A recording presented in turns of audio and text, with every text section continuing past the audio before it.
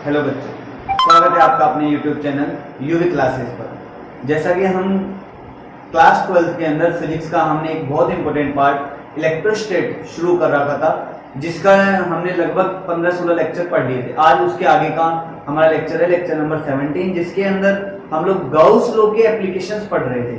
हमारा जो last previous 3 lecture थे उनके अंदर हमने गाउस लॉ की इंटेंसिटी गाउस लॉ के थ्रू इलेक्ट्रिक फील्ड की इंटेंसिटी कैलकुलेट की थी।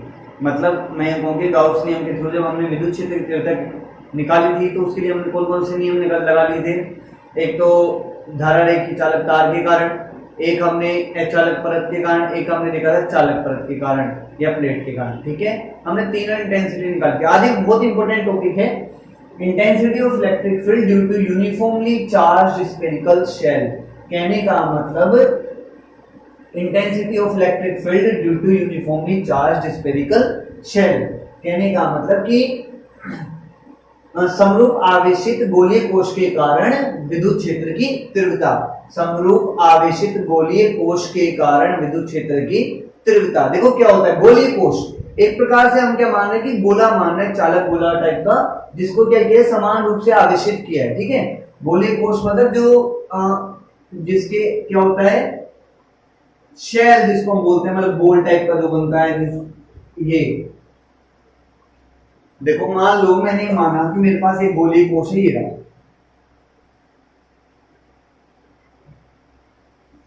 थोड़ा सा यहां पे देखो,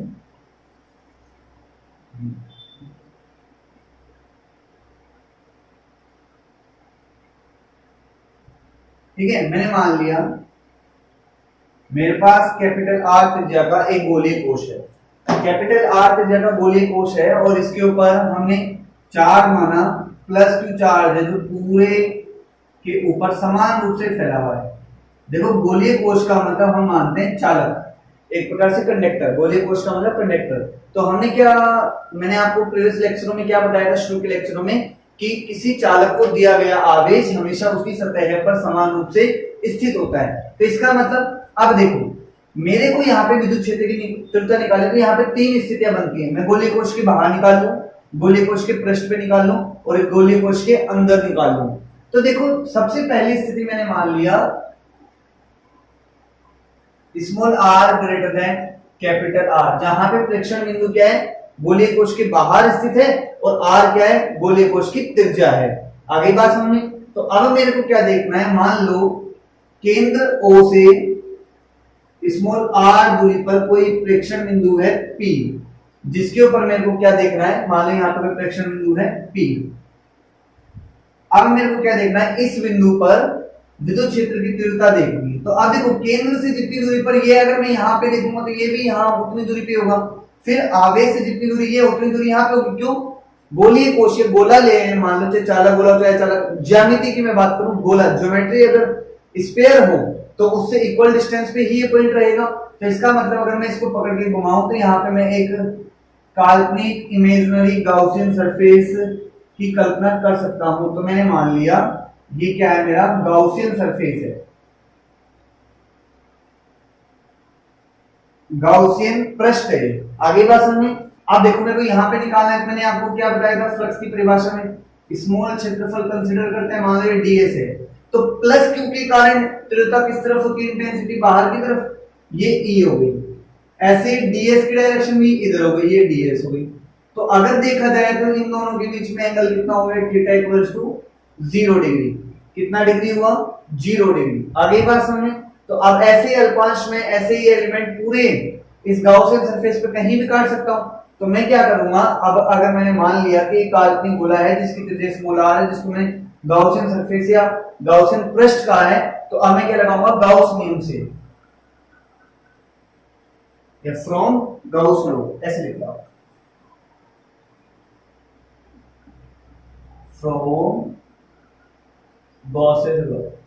क्या कहता है गाउस लॉ, देखते हैं। ये कहता है फाई इक्वल्स टू जो होता है E dot ds equals to होता है summation q upon epsilon naught. आप चाहो तो यहाँ पे इनसाइड भी लगा सकते हैं, मैंने आपको बताया था जब न्यूमेरिकल कराया था कि भाई गाउस नियम क्या कहता है कि जो आप काल्पनिक पृष्ठ कंसीडर करते हो, परिबद्ध हो, बंद हो, क्लोज हो, और उस चार्ज उसके अंदर हो, तो इस गोले के अंदर चार्ज कितना है, पूरा चार्ज ही तो रखा है भाई, इसके हमने चार्ज को मान लेते हैं क्यू है, तो पूरा ही तो चार्ज रखा है, तो इसका मतलब यहाँ पे आ गया क्यू अपॉन एप्सिलॉन नॉट। यहाँ देखो E D S cos of theta, ये क्लोज सरफेस है, देखो डॉट आगे तो कोस थीटा, अब थीटा कितना आ रहा है यहाँ पे 0 डिग्री, तो ऐसा प्रत्येक बिंदु पे 0 आएगा, तो मैं क्या लिख सकता हूँ इसको, cos 0 रखूंगा, अगर थीटा बराबर 0 रखूंगा तो हम क्या जानते हैं cos 0 कितना होता है 1 होता है भाई, थीटा बराबर 0 डिग्री है और हम जानते हैं cos 0 1 होता है, तो इसको ऐसा छोड़ सकता हूं q अपॉन एप्सिलॉन नॉट। अब आप क्या देख रहे हो ये ds आपने एलिमेंट किस पे काटा है, अंदर वाले गोले पे, बाहर वाले पे, काल्पनिक पृष्ठ पे, काल्पनिक पृष्ठ की त्रिज्या कितनी हो रही है केंद्र से स्मॉल r, इसलिए हम लोगों ने रेडियस स्मॉल r का कंसीडर करते हुए स्फीयर का जो एरिया होता है वो क्या होता है 4 पाई r square q upon epsilon not, so it can be written as q upon 4 pi epsilon naught, ये वाला और एक r स्क्वायर बच गया।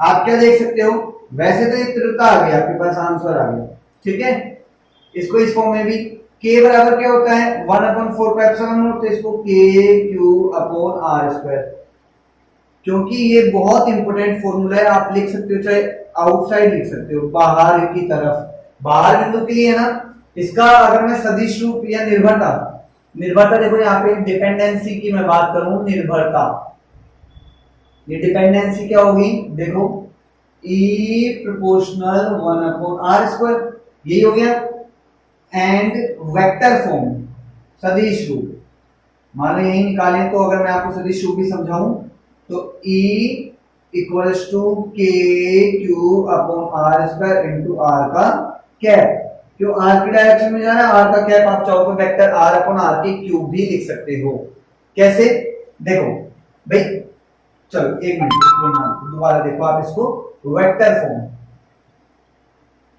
मैं सोचा था आपको इजीली ये आ गया। अब हम क्या जानते हैं यूनिट वेक्टर एकांक सदिश क्या होता है, ऐसा होता है, मतलब मोड आ जाएगा तो ये r ही बन गया, तो इसका मतलब ये लिखा जा सकता है k q अपॉन r की q into vector r upon vector e। कई बार पेपर में इस हिसाब से भी क्वेश्चन पूछ लेता है, ठीक है, डिपेंडेंसी वगैरह, तो आप इसको एक बार राइट डाउन कर लो, मैं उम्मीद करता हूं आपको समझ में आ गया होगा, फिगर बना लेना, ये आउटसाइड वाला केस है, when small r greater than capital R is the radius and small r is the observation distance, प्रेक्षण दूरी, ये वाली प्रेक्षण बिंदु की केंद्र O से दूरी है, इसको नोट कर लो।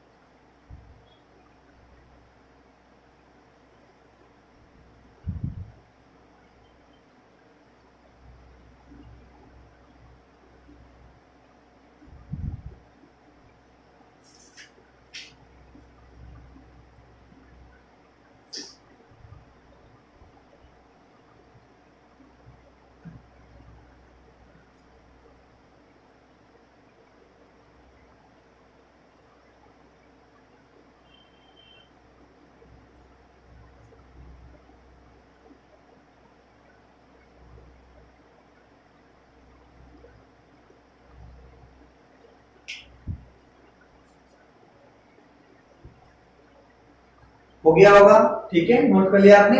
देखो इसको कंबाइंड में इक्वेशन नंबर ए नाम दे देना, आपका ए वन दे दो, चलो आपके भाई काम आएगी लास्ट में, वन नाम दे दिया, ठीक है। अब मैं इसको हटा रहा हूं, देखो नेक्स्ट केस देखो क्या होता है, इजी है, ऐसी कोई बात नहीं है कि आपको समझ में नहीं आए। अब मान लो सेकंड केस वो कह दे, केस सेकंड, यहीं पे लिखते जा रहा हूं मैं, किसी को मिटा नहीं रहा, जिससे आपको याद समझ में आता रहे कि कितने केस हुए। पहला केस हम कर चुके हैं, अब सेकंड केस है जब स्मॉल r बराबर हो कैपिटल R के।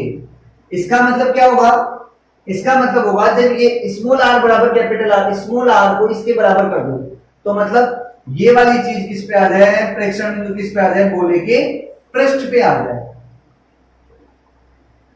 अगर मैं इसको यहां देखूं तो देखो इसका मतलब ये प्रेक्षण बिंदु आ गया, ठीक है। अब ये प्रेक्षण बिंदु आ गया P, तो गाउसियन सरफेस भी इसी के ऊपर बनेगा। अब वो दिख नहीं रहा लेकिन है इसके ऊपर ये काल्पनिक गाउसियन सरफेस। ये देखो मैं चलो आपको दिखाने के लिए हल्का सा ऐसे बना रहा हूं, लेकिन बनेगा उसी सरफेस के ऊपर। भाई गोले के ऊपर ही बनेगा गाउसियन सरफेस भी।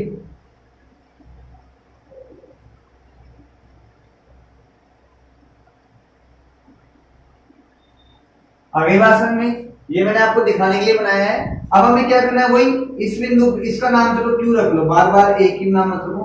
अब यहाँ पे मैंने क्या किया, वही डीएस कंसिडर किया, ई की दिशा, भाई अगर ये इसके ऊपर तो पूरा चार्ज इसके अंदर भी होगा, तो ई की दिशा वही, ई की डायरेक्शन का होगी बाहर की तरफ, डीएस की डायरेक्शन में बाहर की तरफ, तो थीटा बराबर यहाँ पे कितना हो गया 0 डिग्री। इसका मतलब सब कुछ वही रहा, केवल स्मॉल आर की जगह क्या हो गया कैपिटल। तो हम क्या लिखेंगे, जब small R, when small R will equals to the capital R, that is if the observation point is considered at the surface of the sphere, then observation distance will equals to the radius of the sphere. कहने का मतलब जब प्रेक्षण बिंदु को गोले कोश के पृष्ठ पे माना जाए तो इस स्थिति में गोले की त्रिज्या और प्रेक्षण दूरी दोनों समान होंगे। अर्थात अब देखो यहाँ पे वैसे तो आप चाहो तो डायरेक्ट लिख सकते हो फ्रॉम इक्वेशन फर्स्ट। आपने इक्वेशन फर्स्ट क्या देखी थी, E इक्वल्स टू आ रहा था के Q upon small R square. Small R की जगह कैपिटल आर रखना है, ई सरफेस या ई पृष्ठ ऐसे आ गया, ठीक है। कई बच्चों के दिमाग में आते हैं सर गाउस रूल से नहीं आ सकता है, बिल्कुल गाउस रूल से भी आ सकता है, बिल्कुल वही करना है, कोई बड़ा कोई वो नया तीर नहीं मार रहे हम लोग। देखो E dot ds equals to summation q upon epsilon naught, q की जगह आपको वही पता है q आ रहा है upon epsilon not, dot cos 0 1 होगा तो आप क्या लिखोगे E ds। देखो मैं आपके लिए दो मेथड बता रहा हूं, ये भी उतना ही इफेक्टिव है जितना ये है E। अब एक बात बताओ, ds 4 पाई r स्क्वायर, स्मॉल r था जब स्मॉल r कंसीडर किया, अब क्या जाएगा कैपिटल R कंसीडर करोगे, 4 pi capital R square upon q upon epsilon naught, तो E equals to q upon 4 pi capital R square epsilon naught. तो 4 pi epsilon not क्या बन गया k q upon R square. आप देख सकते हो दोनों से एक ही आ रहा है आंसर, ठीक है। तो आप चाहो जो मेथड यूज कर सकते हो, और इसका वही E सरफेस या पृष्ठ, आप पृष्ठ भी लिख सकते हो, वेक्टर फॉर्म क्या आएगी k q upon R square, लेकिन वेक्टर में याद रखना स्मॉल r ही लगेगा। क्या लगेगा वेक्टर में, स्मॉल r कैप ही लगाते हैं हम लोग डायरेक्शन के हिसाब से।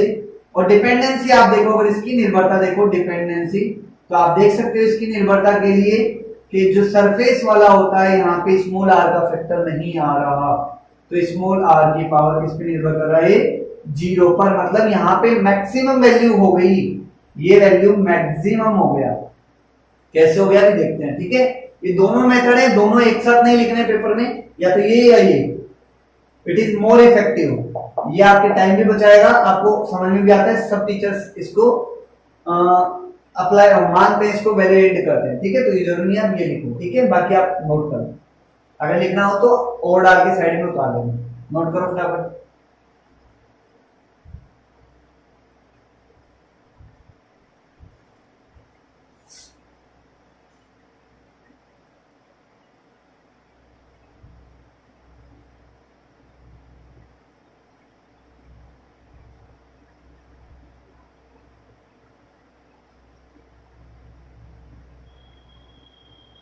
हो गया। अब देखो, अब हम आगे बात करते हैं इसके अंदर case number third. Case third क्या कहता है, ध्यान से देखो।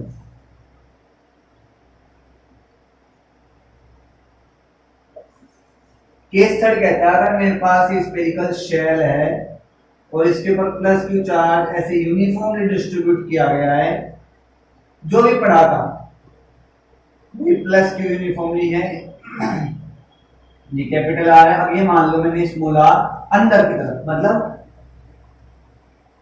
स्मॉल आर, अब की बार स्मॉल आर छोटा है कैपिटल आर से, ये वाला केस अब इंपॉर्टेंट हो गया। ठीक है, तो इसका मतलब ये अगर पी क्यू मैंने मान लिया था एस, मान लो आर यहाँ कंसिडर करेगा हमने, तो अगर मैं इसको घुमाऊंगा तो गाउसियन सर्किट अंदर बनेगा। तो क्या आपको इसके अंदर कोई चार्ज दिख रहा है? क्या नहीं दिख रहा। तो इस केस के अंदर क्या लिखेंगे कि जब स्मॉल आर अंदर होगा, मतलब ऑब्जर्वेशन डिस्टेंस रेडियस से कम होगी, कहने का मतलब अगर हम स्फेरिकल शेल के इनसाइड में इलेक्ट्रिक फील्ड कैलकुलेट करने की कोशिश करें, इंटेंसिटी निकालने की कोशिश करें, तीव्रता देखें, तो अगर मैं यहाँ पे देखना चाहूं तो Q इनसाइड इक्वल्स टू 0 होगा। सिंस समेशन Q गाउस के लिए क्या है, देखो यहाँ पे फ्रॉम गाउस लो,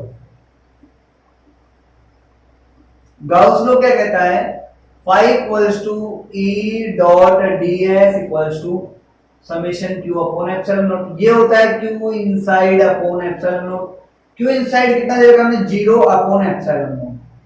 ठीक है, अब देखो ये इससे कोई फर्क नहीं पड़ रहा है यहाँ पे क्या आ रहा है, ये तो आपको समझ में आ ही जाएगा भाई। अगर यहाँ चार्ज होता अंदर तो इंटेंसिटी बाहर तो थीटा 0 आ रहा है वैसे यहाँ, लेकिन जो भी आएगा वो बाद की बात है, अलग फैक्टर है।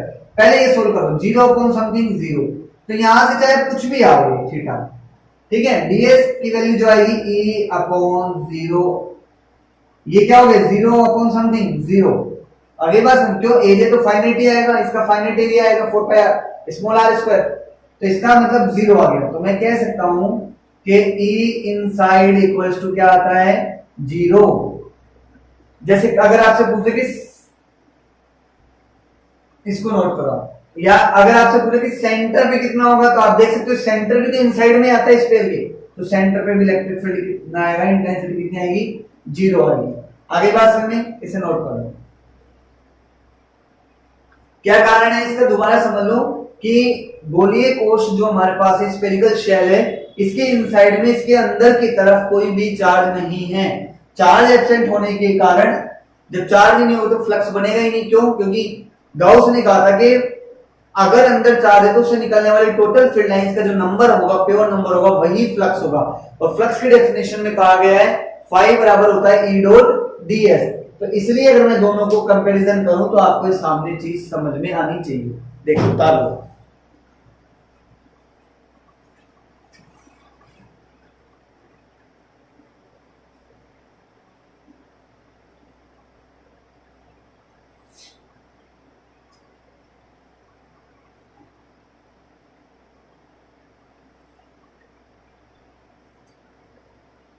हो गया बच्चों? आप लोग, मैं उम्मीद कर रहा हूं घर पे हो, आराम से, बढ़िया हो, सेफ हो, सुरक्षित हो, खुद का ध्यान रखें, अपने घर वालों का ध्यान रखें, और घर पे रहकर पढ़ाई करते रहें। सबसे बड़ी बात है भाई, कुछ भी चल रहा हो चलने दो, आप अपना कर्म करें। आपका पढ़ाई करना भी एक देश के लिए सहयोग की बात है, एक कोऑपरेशन है कि आप अपना काम ईमानदारी से करें। ये जरूरी नहीं है कि हम लोग भी जाएं, जैसे सीमा पे जैसे जवान खड़े हैं, हॉस्पिटलों में डॉक्टर है हम लोग सेवा के लिए, तो ऐसे ही हम लोग अगर अपना पढ़ाई कर रहे हैं तो हम भी अपना एक योगदान दे रहे हैं, अहम योगदान दे रहे हैं देश के लिए। तो इसके लिए हमें घरों पे रहना, पढ़ाई करनी है। ठीक है, रब कर दीजिए। अब देखो, अब मैं अगर डिपेंडेंसी बनाता रहूं इसकी, मैं अगर इसका डिपेंडेंसी कर्व देखूं तो वो क्या कहता है, ध्यान से समझो। डिपेंडेंसी कर्व, निर्भरता वक्र, ये भी एक इंपॉर्टेंट क्वेश्चन है। इसी का कोई नया टॉपिक नहीं है, इसी के अंदर है। अब देखो, जब हमारे पास इनसाइड था तो मेरे पास क्या रहा था, ई समानुपाती, मतलब ई प्रोपोर्शनल क्या रहा था 1 अपॉन आर स्क्वायर। ये कब था, ई आउटसाइड में।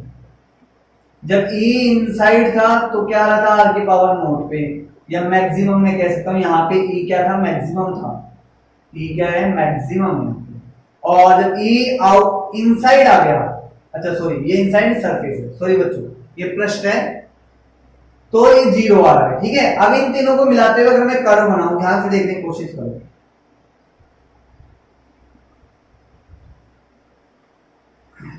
लेट सपोज ये सेंटर है।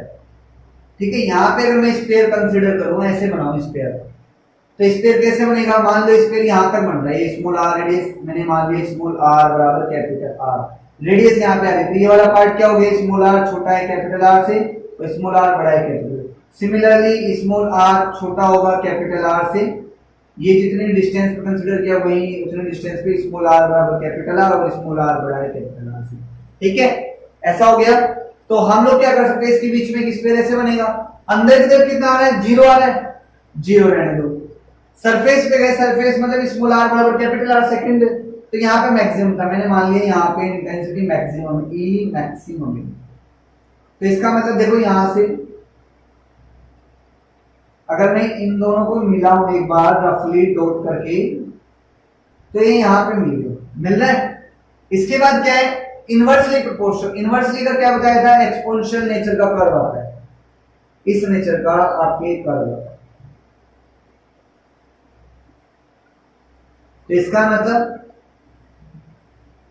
यहां तक इंटेंसिटी जीरो है, सरफेस पे एकदम से मैक्सिमम हो गई, और सिमिलरली यहां पे भी ऐसा होगा। आप चाहो तो इसको डॉट से मिला के रख सकते हो, अदरवाइज कोई दिक्कत नहीं है, कैसे भी छोड़ो।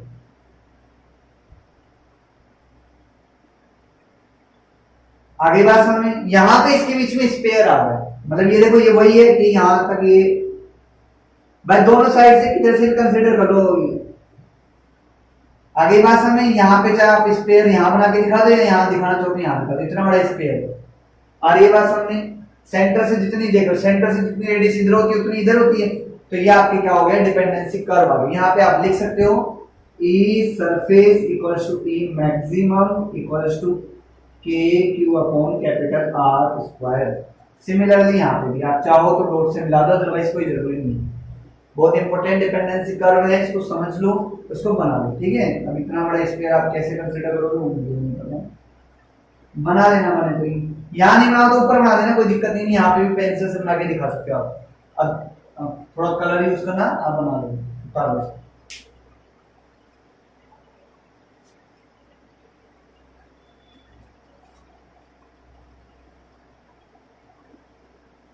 यहाँ पे क्या चल रहा है, ई चल रहा है, पता है ना आपको, ये स्मॉल आर यहाँ बढ़ रहा है, वही स्मॉल आर यहाँ पे बढ़ रहा है। ठीक है, कर लो इसे नोट।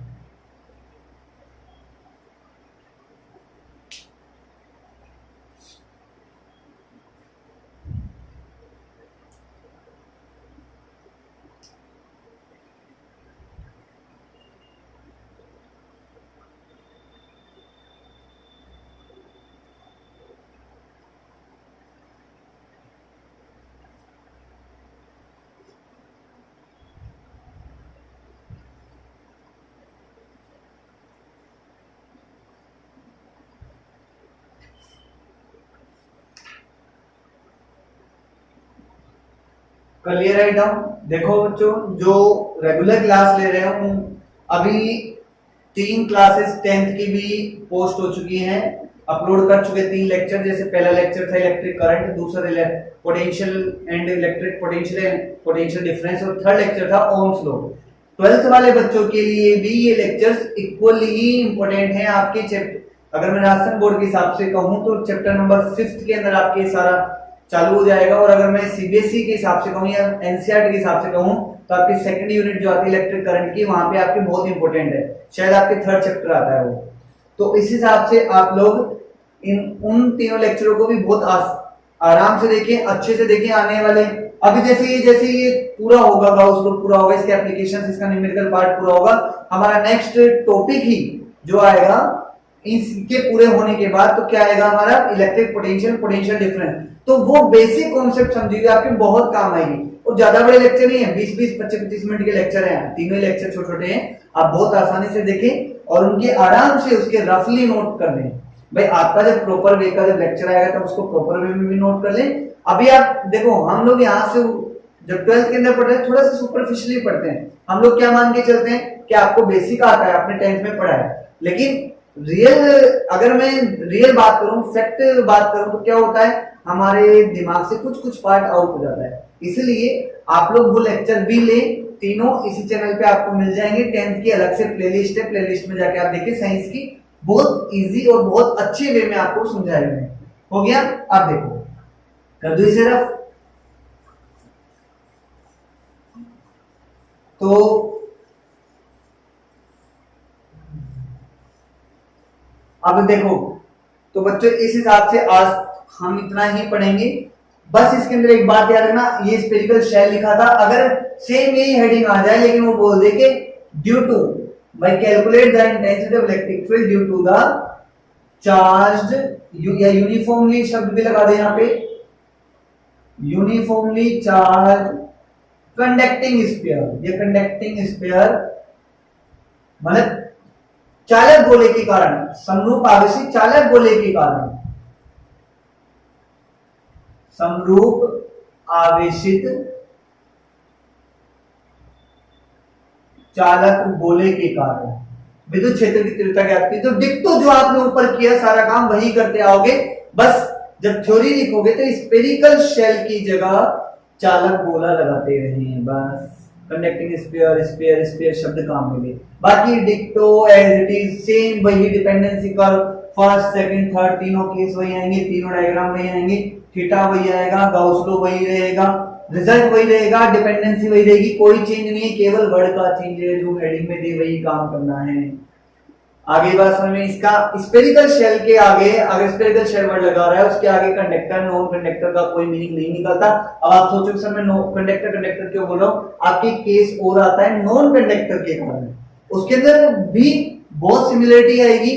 कल जो केस पढ़ेंगे नॉन कंडक्टर का पढ़ेंगे, डिक्टो एज इट इज आएगा, उसके अंदर केवल एक थर्ड केस जो इनसाइड वाला होगा उसमें चेंज आएगा, वो इंपॉर्टेंट है।